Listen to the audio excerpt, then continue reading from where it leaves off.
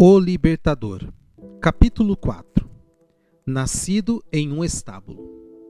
Para se revestir da humanidade, o Rei da Glória se humilhou muito. Ele ocultou sua glória, evitando qualquer ostentação. Jesus não queria que nenhuma atração de natureza terrestre trouxesse as pessoas para o seu lado. Unicamente a beleza da verdade celestial devia atrair os que o seguissem. Ele queria que eles o aceitassem por aquilo que a palavra de Deus dizia sobre ele.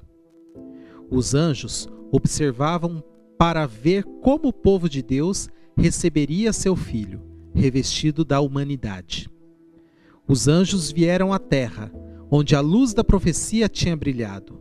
Invisíveis vieram a Jerusalém e aos ministros da casa de Deus. Um anjo já havia anunciado a proximidade da vinda de Cristo para o sacerdote Zacarias, enquanto ele ministrava diante do altar. João Batista, o precursor de Jesus, já havia nascido, e as notícias do seu nascimento e do significado de sua missão haviam chegado longe. No entanto, Jerusalém não estava se preparando para receber seu Redentor. Deus tinha designado a nação judaica para que ela comunicasse ao mundo que Cristo nasceria da linhagem de Davi, mas eles não sabiam que sua vinda estava próxima. No templo, os sacrifícios da manhã e da tarde apontavam para o Cordeiro de Deus, embora não tivessem ninguém ali se preparando para recebê-lo. Os sacerdotes e mestres recitavam suas orações sem significado e realizavam os ritos de adoração, mas não estavam preparados para o aparecimento do Messias. A mesma indiferença se espalhava por toda a terra de Israel. Corações egoístas e focalizados nas coisas do mundo não haviam sido tocados pela alegria que fazia vibrar todo o céu. Somente uns poucos ansiavam ver o invisível. Anjos acompanharam José e Maria ao viajarem de Nazaré para a cidade de Davi.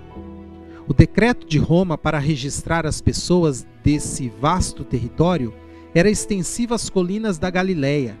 César Augusto se tornou um agente de Deus para levar a mãe de Jesus a Belém. Ela era da linhagem de Davi. E o filho de Davi deveria nascer na cidade de Davi. Mas de ti, Belém Efrata, virá para mim aquele que será governante sobre Israel. Suas origens estão no passado distante, em tempos antigos. Miqueias capítulo 5, verso 2. No entanto, na cidade dessa linhagem real, José e Maria eram estrangeiros e não receberam qualquer honra. Cansados e sem um teto para os abrigar, eles caminharam pela estreita rua até a extremidade leste da cidade, em uma busca inútil por um lugar para repousar durante a noite. Não havia lugar na lotada hospedagem. Finalmente encontraram abrigo em um rancho simples, no lugar onde os animais eram guardados. E foi ali que o Redentor do mundo nasceu. A notícia encheu o céu de júbilo. Seres santos, vindos do mundo de luz, foram atraídos para a terra. Sobre as colinas de Belém, uma multidão de anjos esperava pelo sinal para declarar as boas novas para o mundo. Os líderes de Israel poderiam ter compartilhado da alegria de anunciar o nascimento de Jesus, mas foram passados por alto. Os raios brilhantes vindos do trono de Deus, brilharão sobre aqueles que buscam luz e o aceitam de bom grado. Somente os pastores se importaram. Nos mesmos campos onde o menino Davi apacentou seu rebanho, pastores que vigiavam durante a noite conversavam sobre o Salvador prometido e oravam por sua vinda. E o anjo lhes disse: não tenham medo. Estou lhes trazendo boas novas de grande alegria, que são para todo o povo. Hoje, na cidade de Davi, lhes nasceu o Salvador, que é Cristo, o Senhor. Quando eles ouviram essas palavras, sonhos de glória encheram a mente dos atentos pastores. O libertador havia chegado. Eles associaram poder, exaltação e triunfo com sua vinda.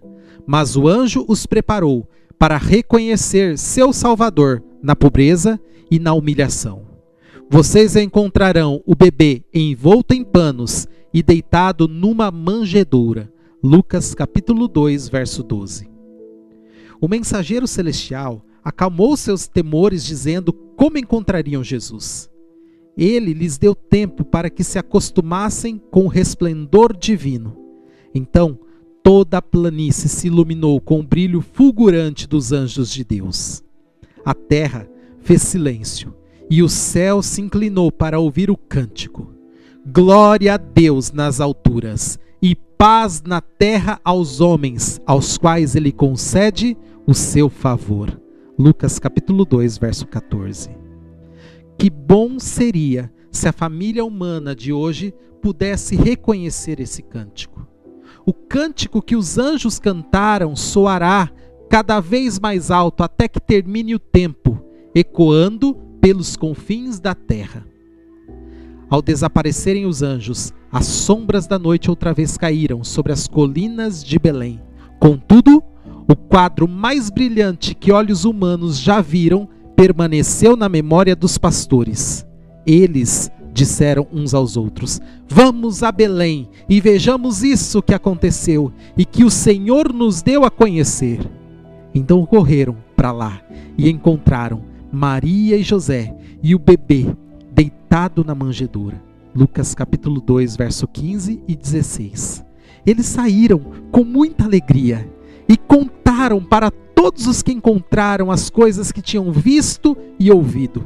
E todos os que ouviram o que os pastores diziam ficaram admirados. Lucas capítulo 2, verso 18.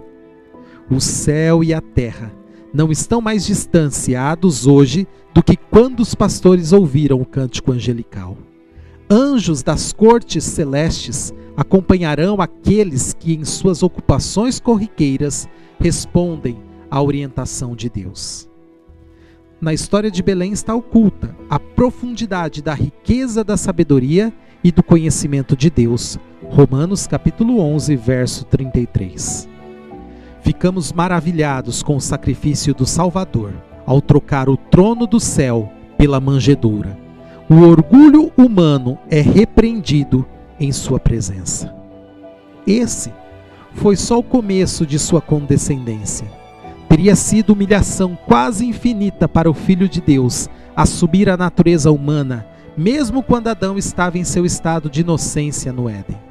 Mas Jesus aceitou a humanidade quando a raça humana tinha sido enfraquecida por 4.000 anos de pecado.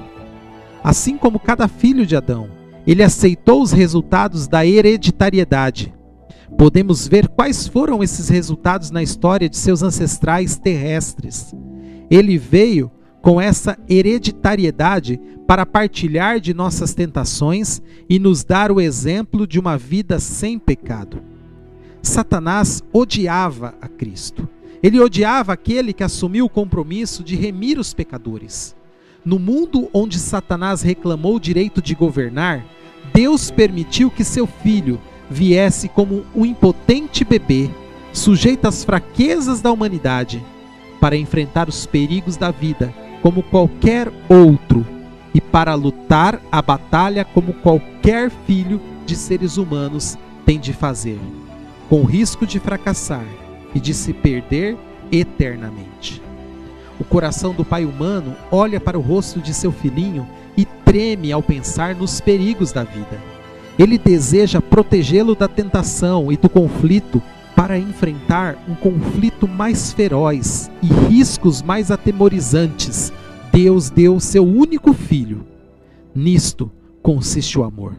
Maravilhe-se, ó céu, fique assombrada, ó terra.